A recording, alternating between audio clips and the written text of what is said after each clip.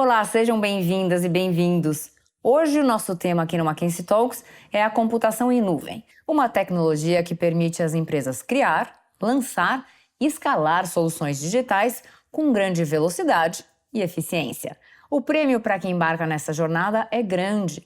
Pesquisas da McKinsey indicam que até 2030, 3 trilhões de dólares podem ser capturados em todo o mundo com o uso da nuvem por grandes negócios.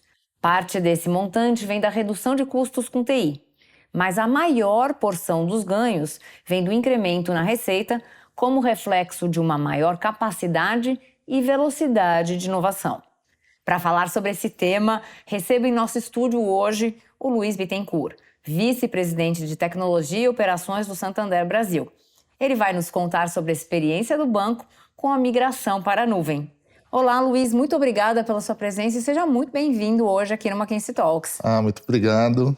É um prazer estar aqui com vocês e um prazer poder compartilhar aqui esse bate-papo sobre os avanços em cloud nesse super competitivo ambiente que estamos. Então a gente vai falar muito de cloud, mas vamos falar muito também de clientes e negócios. Muito obrigado. Ótimo, o prazer é todo nosso. E para falar mais sobre as perspectivas e desafios da computação em nuvem, eu também recebo o Alessandro Rosa, sócio sênior e líder da prática de tecnologia da McKinsey na América Latina. Seja também muito bem-vindo, Alessandro, pela primeira vez aqui com a gente no Mackenzie Talk. É uma honra. É verdade. Obrigado, Mariana. Muito bom estar aqui com vocês. Em particular com meu amigo Luiz Bittencourt, esse executivo super relevante aí no mundo digital aqui no Brasil.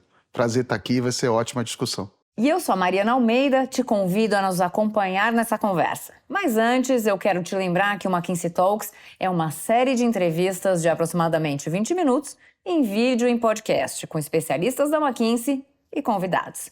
O nosso principal objetivo aqui é iniciar conversas sobre assuntos relevantes na pauta dos negócios. Então, vamos começar. Alessandro, a primeira pergunta vai para você. O que a sua experiência ajudando empresas na migração para a nuvem tem mostrado? Quais são os principais desafios que CEOs e líderes de tecnologia buscam superar? Todo CEO, ele está muito preocupado com os resultados do negócio. Então é natural que as perguntas venham muito no sentido, olha, que oportunidades de redução de custo, que oportunidades de eficiência eu tenho ao implantar cloud, quais são os benefícios para a operação do negócio, não somente em tecnologia, mas para a operação como um todo, né? E a segunda vertente que vem muito é como é que eu habilito, eu acelero inovação, como é que eu acelero os resultados, lançamentos de produto, lançamento de novas necessidades que os clientes estão nos pedindo, como é que de alguma forma eu apoio o negócio nesse processo, tá?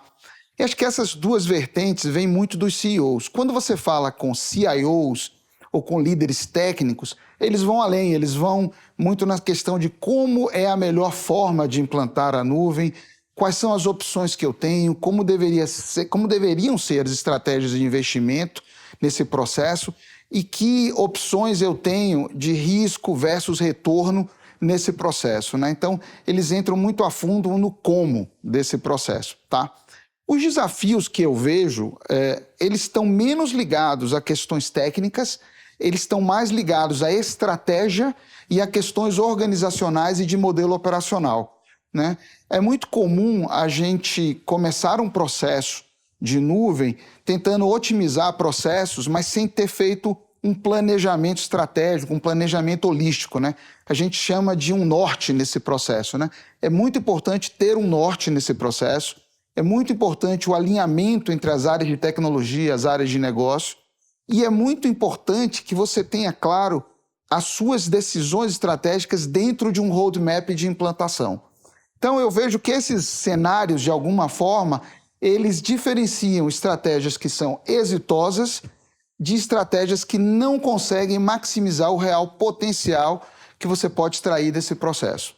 Ótimo, acho que você deu uma pincelada geral e a gente vai conseguir agora ter a oportunidade de se aprofundar em alguns pontos aí ao longo da nossa conversa. E Luiz, como você vê a evolução digital nos bancos nos últimos anos e quais são as principais realizações que você destacaria aí do que você tem visto? Bom, Mariana, obrigado pela pergunta e obrigado, Alessandro, pelo convite também. A gente tem vivido revoluções em cima de revoluções, né? E a que estamos vivendo agora, o mundo inteiro vai realmente, estava falando com o Alessandro, vai transformar toda a sociedade naquilo que a gente ainda nem imagina, é essa última que a gente está vivendo de GenAI. Mas os bancos sempre tiveram, principalmente aqui no Brasil, à frente da transformação tecnológica, né? É uma indústria centenária, né? Que lida com um core ali de relacionamento dos clientes, tanto a gente, pessoa física, quanto as empresas, né? Que são os serviços financeiros. E a gente sempre vem, quer dizer, a indústria financeira, eu tenho quase 27 anos aqui de indústria financeira, eu já vivi algumas grandes revoluções. Então, desde a digitalização dos serviços, né? Então, hoje já não existem mais os malotes, os carimbos, os papéis. Você consegue... As crianças nem sabem mais o que é carimbo. Nem sabem mais hoje. o que é isso, né? O grampeador também acho que vai desaparecer em breve, as impressoras, o fax, né? Os caixas eletrônicos ainda estão aí, mas se você imaginar, então, a pandemia acelerou tudo isso, as visitações às agências, elas vêm caindo mês a mês, não é mais ano a ano, né? Então hoje já é metade do que era 2 anos atrás, e daqui a 2 anos vai ser metade do que era. Então você consegue resolver como cliente tudo remotamente. Então essa revolução, ela quase que já terminou, né? A revolução que acontece agora é uma revolução da relevância, né? Existiu uma descentralização de relacionamento. Antes era muito comum o cliente, tanto o PF quanto o PJ, ter todos os relacionamentos num único banco. Hoje não acontece mais isso, dada a concorrência. Então a revolução também da competição, a nossa regulação trazendo ali a portabilidade de salário, portabilidade de crédito. Hoje é muito fácil você abrir uma conta pagamento ou uma conta corrente. Então, hoje é muito comum o cliente ter a sua principalidade de transacionalidade numa instituição e a sua principalidade de investimentos em outra e de crédito em outra, né? Então, isso trouxe uma verdadeira revolução para os bancos, e isso sim é novidade, do empoderamento do cliente. Hoje é o cliente que escolhe onde estar. Então, ou você se torna relevante, ou você, como instituição financeira, vai perder principalidade, né?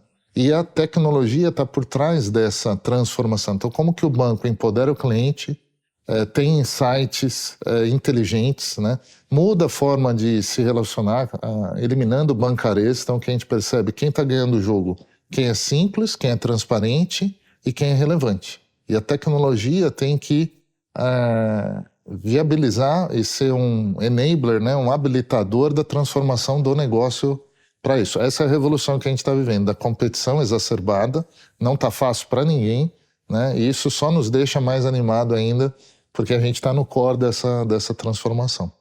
E tantas transformações passaram, como você falou, né? E há quem diga que hoje a GenAI é a principal revolução. Então, quiçá o que vem pela frente. Com certeza, aí, né? A gente não consegue nem... Quanto mais você estuda sobre o tema, mais a gente vê que a gente nem sabe todas as possibilidades que estão à frente. E como essa evolução para a nuvem chega para o setor financeiro e para o Santander de forma mais específica? Como o Alessandro colocou muito bem, eu super concordo com ele, né? Você precisa, de fato, discutir qual é o norte, né? E quando você entende o potencial da cloud, vamos dizer assim, né? É o potencial de transformar a empresa como um todo, né? Inicialmente, você vê iniciativas mais táticas, né, olhando a cloud como uma infraestrutura, né? Então eu tenho infraestrutura aqui, eu vou ter infraestrutura na cloud, trazendo escalabilidade, mas na verdade é um novo way of working, né? Onde habilita uma aceleração, habilita a inovação aberta, habilita parcerias, né? E aí vem um desafio que é novas tecnologias. Você só vai extrair realmente o poder dessas novas tecnologias usando o cloud. Até o licenciamento todo de novos produtos, ou até de produtos tradicionais, estão indo para a cloud, que traz super desafios. Se você não entende o que está acontecendo, né? Antigamente você comprava licença, agora você assina serviços, né? Antigamente você tinha a área de tecnologia, hoje todo mundo é tecnologia, né? Então, os nativos digitais, eles não têm área de negócios que pedem para áreas de tecnologia. Eles são tecnológicos, né? E tudo isso a cloud está por trás. Então, você consegue lançar uma empresa hoje com uma boa ideia em questão de semanas, né? Como que é isso, né? Então, tudo isso é habilitado através da cloud. Ótimo, eu acho que isso tem muito a ver com o que a gente vai... A minha próxima pergunta para você, que é justamente você citou, né, toda essa evolução no ambiente financeiro e bancário, né, que passou, né, de um ambiente que era mais tradicional para um ambiente que hoje é mais tecnológico e que exige isso até para acompanhar, né, o que os clientes desejam e oferecer essa inovação, né? Quais são os benefícios para os times de tecnologia e para o modelo operacional? É um super desafio para os bancos incumbentes, né? Então, vou falar um pouco do nosso mundo. Porque o profissional de tecnologia, ele tem que se reinventar. Ele tem que entender o novo papel dele nesse jogo, né? E aquele profissional que tiver a cabeça aberta para se reinventar, ele vai se beneficiar da experiência que ele tem, dessas novas possibilidades. Acabou o comando e controle na tecnologia, quer dizer, me diz o que você precisa que eu vou decidir como fazer. Antes era assim, era muito comum ver isso, né? E hoje não pode ser assim, você tem que decidir junto com o negócio. Você tem que trazer o negócio para os desafios, ter visão crítica, né? Mas, de fato, trabalhar de forma totalmente diferente, completamente diferente, colaborativa, né? Então, é um desafio constante de reinvenção, mas é de capacitação, né? Todo mundo acha que nasce já defasado, né? Porque hoje já se lançaram coisas novas, né? Mas o conhecimento técnico, ele é importante, mas a mudança cultural, eu diria que é o maior desafio para o profissional de tecnologia. Interessante. Alessandro, você identifica os mesmos pontos aí enfim, no relacionamento com as empresas que você tem, sejam incumbentes ou não? Eu estou muito alinhado com o que o Luiz falou. Eu acho que os conceitos, eu acho que são praticamente os mesmos. A única coisa que eu acho é que as empresas que estão mais estabelecidas, elas têm alguns desafios que as empresas que estão menos estabelecidas não têm, né? Por exemplo, você pega uma instituição financeira, ela tem uma arquitetura de legado, uma arquitetura de sistemas legados muito grande, né? Então, um dos desafios é como é que você moderniza a sua plataforma tecnológica, né? E cloud pode ajudar muito nesse processo.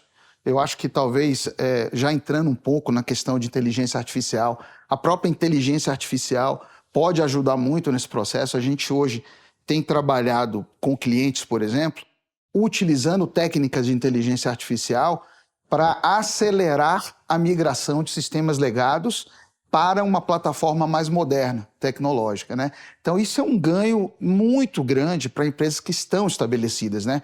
Porque a gente costuma dizer o seguinte, né? O legado tem o lado bom do legado, mas tem o lado desafiador do legado, né? Custos de manutenção, falta de flexibilidade para implantar funcionalidades novas. Quer dizer, tem uma série de características que fazem com que uma instituição que já está estabelecida tenha alguns desafios diferentes de uma startup, né? Uma startup, a gente costuma dizer que já nasce na nuvem, né? O Luiz foi muito feliz quando ele disse, olha, hoje você monta uma empresa em semanas. E é verdade. Não necessariamente com muito capital, você tem soluções aí de arquitetura aberta, né? Que estão disponíveis e que você pode se aproveitar disso e você termina montando uma plataforma tecnológica para suportar o seu negócio em um prazo muito menor do que era no passado. Tá certo? Então, esse é um tema que eu concordo com o Luiz, só acho que tem uma segmentação aqui entre empresas que estão mais estabelecidas e empresas que estão menos estabelecidas. Na questão da inteligência artificial, voltando, uma das grandes vantagens que a gente vai ver entre cloud e inteligência artificial, que a inteligência artificial ela necessita de uma demanda de dados muito grande.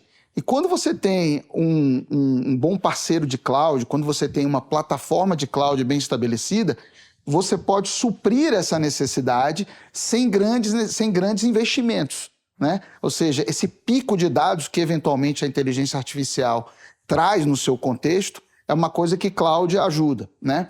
Outra coisa é a própria capacidade computacional. Se você pensar em GPUs, né? GPUs custam muito caro, né? Então, no momento que você tem estabelecido na cloud esse processo, você consegue absorver essa demanda da inteligência artificial de uma forma mais suave.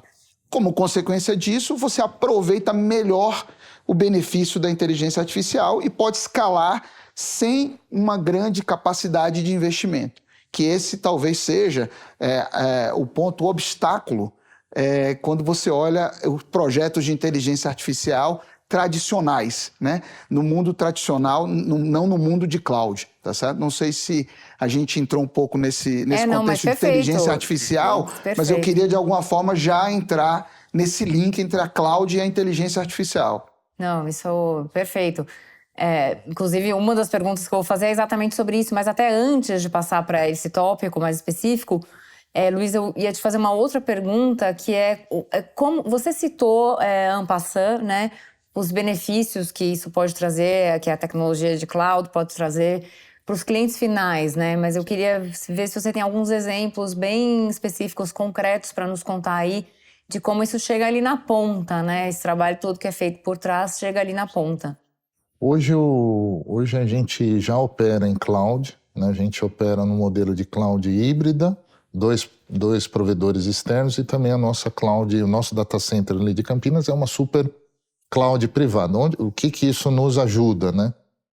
Na escalabilidade. Então, a hora que você olha o nosso canal digital, né, durante a noite, a gente tem uma transação. Depois que veio o Pix, né, a gente não tem muita noção disso, mas eu diria que o ano passado foi o ano de uma tsunami de volumetria, porque aconteceram duas coisas no Brasil. O Open Finance ganhou tração, então a volumetria do Open Finance, que é um cliente poder consultar e as próprias instituições poderem consultar os dados peer-to-peer, né? Então, isso trouxe uma volumetria muito grande para o sistema todo, e o próprio Pix, que é a transferência instantânea, né?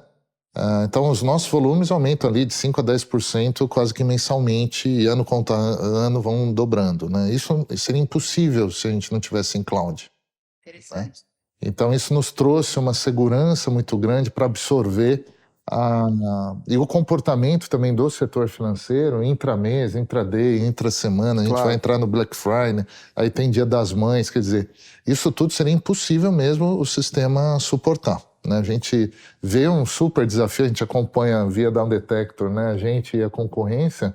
Toda semana tem alguém sofrendo um incidente, e é por causa de volumetria e a necessidade de aceleração. Remetendo ao comentário do Alessandro, que eu super concordo, né? O incumbente não é uma startup, mas a gente só consegue competir se a gente também conseguir fazer coisas que as startups estão fazendo. E isso traz uma complexidade para o sistema, que é um legado convivendo com... A gente faz 2.500 implantações por mês, né? Então a gente muda muito o sistema. Tudo isso com esteiras de DevOps, né? Em cloud, né?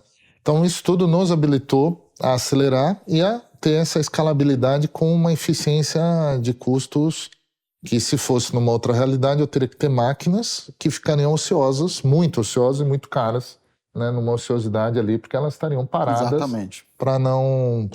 A gente sabe, e de novo, os bancos, né, todos eles estão em plataforma mainframe, e a gente sempre soube otimizar muito o consumo de máquinas, né, porque é caríssima a plataforma de mainframe. Mas a cloud nos facilita muito a vida, né? Você tem que ter um FinOps muito maduro ali, mas é muito mais fácil você otimizar a sua escalabilidade. Imagina, você citou o Pix, né? Que é uma coisa que deve ainda aumentar muito o volume, né? Porque agora com Pix parcelado, etc. Acho que Pix débito automático, né? O que vem por aí realmente vai acelerar uma volumetria, como você mencionou, isso que a gente está falando. Grande, né? Muito bom. E acho que aí, pegando de novo o gancho com o que o Alessandro falou, né, de inteligência artificial, como que você vê, quais são os próximos passos e próximas ações aí em relação, né, que o Santander busca fazer em cloud e também em GenAI, especificamente em cloud, para os próximos aí, enfim, para benefícios próximos para os clientes? A gente acredita piamente que o GenAI e a inteligência artificial, né, vai revolucionar diversas dimensões da nossa cadeia logística, né? Então, desde acelerar migração de legados, né? Então, na tecnologia, na codificação, a gente provavelmente em alguns anos a gente não vai ver mais programação aberta como a gente vê hoje, né? Então será um low code com componentes, tudo isso habilitado e acelerado por GenAI. Então, prototipação, né? Então, desde de testes, automação de testes, então toda a parte tecnológica vai ser acelerada. Isso só vem com uma visão estruturada e uma transformação do ways of work. Do ponto de vista de experiência do cliente, vai mudar radicalmente, né? Então, os chatbots vão ficar muito mais inteligentes e resolutivos. Quem estiver atendendo o cliente vai ter um copilot ali ajudando você para dar insights e sugestões e eliminar os erros, né? Porque os procedimentos são bastante complexos, né? Então, isso tudo vai ajudar. Na parte analítica, nos insights, na modelagem, isso vai acelerar bastante, né? E nos diferenciais competitivos, né? Naquilo que é estratégico e muda o modelo de negócio também. Então, uma assessoria de investimentos habilitada por GenAI, ofertas, precificação, modelagem. Então, eu acho que desde aquilo que é o nosso dia a dia turbinado, vamos dizer assim, até diferenciais competitivos mesmo que serão habilitados. Como eu sirvo instituições financeiras na América Latina e até nos Estados Unidos, o que eu posso dizer é, hoje não tem nenhuma instituição financeira líder que não tenha GenAI na sua agenda, né? E essa agenda vai desde uma agenda de produtividade e eficiência em tecnologia, mas também em operações, né? Porque você tem muita capacidade de automação em operações bancárias. Como você redesenha o papel de várias figuras dentro da sua organização, né? Eu aposto num cenário que em 5, talvez máximo 10, mas eu acredito que mais para 5, a gente vai ter as pessoas trabalhando de forma diferente nesse processo, né? Porque muito do trabalho de extrair informações ou de automatizar processos já vai estar mais consolidado, né? Então as pessoas realmente vão estar fazendo um trabalho muito mais de análise, de julgamento, né, desse mais processo, valor agregado, de mais né? valor agregado, né? Isso é uma revolução. Eu gosto muito quando o Luiz fala da revolução, porque é uma revolução. A gente vai passar por uma revolução de forma de trabalho. As pessoas vão ter que se reinventar, aquelas que querem estar nesse pleito, né? E as organizações vão se tornar muito mais eficientes do ponto de vista de processo, controle e atividades repetitivas, né? De alguma forma, né?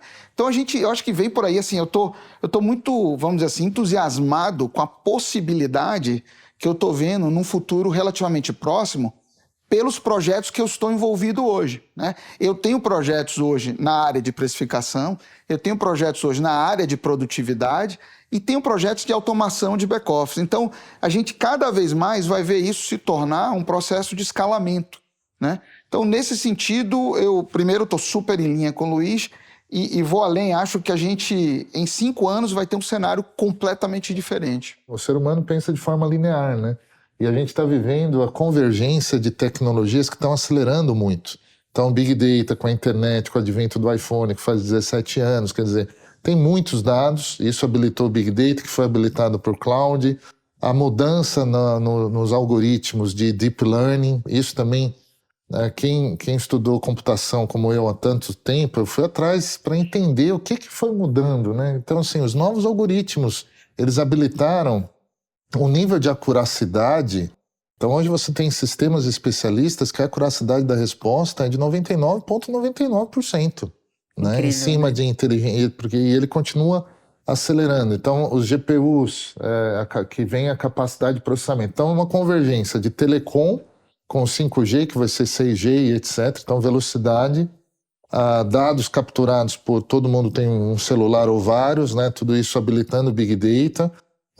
que foi habilitada por cloud para armazenar e depois pelas GPUs para processar, e os algoritmos mais inteligentes processando tudo isso, né? E pouco dependente de capital. Você tem a dependência do capital humano, porque tudo isso é open source, né? Então você tem isso acelerando de forma exponencial.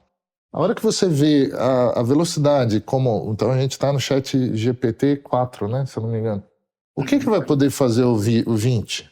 Né? Se o 4 já faz o que faz, e aqueles aplicativos de imagens, né, que quando você olha o que fazia um de 6 meses atrás e a nova versão 6 meses depois, você fala, nossa, é impressionante. Foi um pintor que fez essa gravura? Não, foi uma inteligência artificial. Então, a hora que você vê isso acelerando, do jeito que está acelerando, realmente é difícil para gente que tem um pensamento mais linear, né? A gente está ultrapassando aqui um pouquinho o nosso tempo, então infelizmente a gente vai chegar ao final do nosso programa aqui hoje, mas eu queria deixar um espaço para vocês passarem uma mensagem final. Então, qual é a mensagem que você deixaria para a audiência e, Alessandro, depois, para encerrar também, qual seria a sua mensagem? É tanto ruído, é tanta coisa nova, é tanto hype, que se você não souber onde você quer chegar com uma visão clara, né, e não tiver os parceiros corretos, você vai ter muita dificuldade. Você então, se perde, né, no meio do caminho. Você vai e não dá mais, não tem mais tempo para você aprender com tentativa e erro,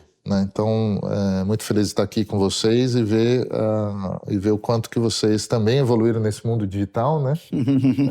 Na tecnologia, hoje são líderes.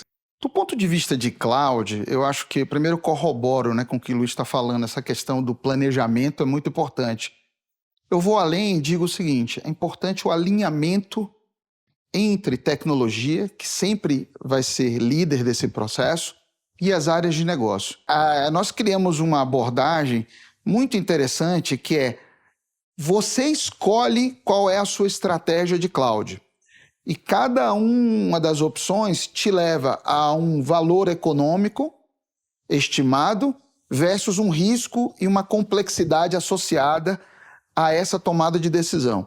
Então, não tem certo e errado nesse processo, mas é muito importante você pensar onde você quer chegar, que é o que o Luiz falou, e como você quer chegar, né? Então, veja que o desafio tecnológico ele é importante, mas eu colocaria ele em segundo plano. Eu acho que o maior desafio aqui é estratégia e alinhamento operacional.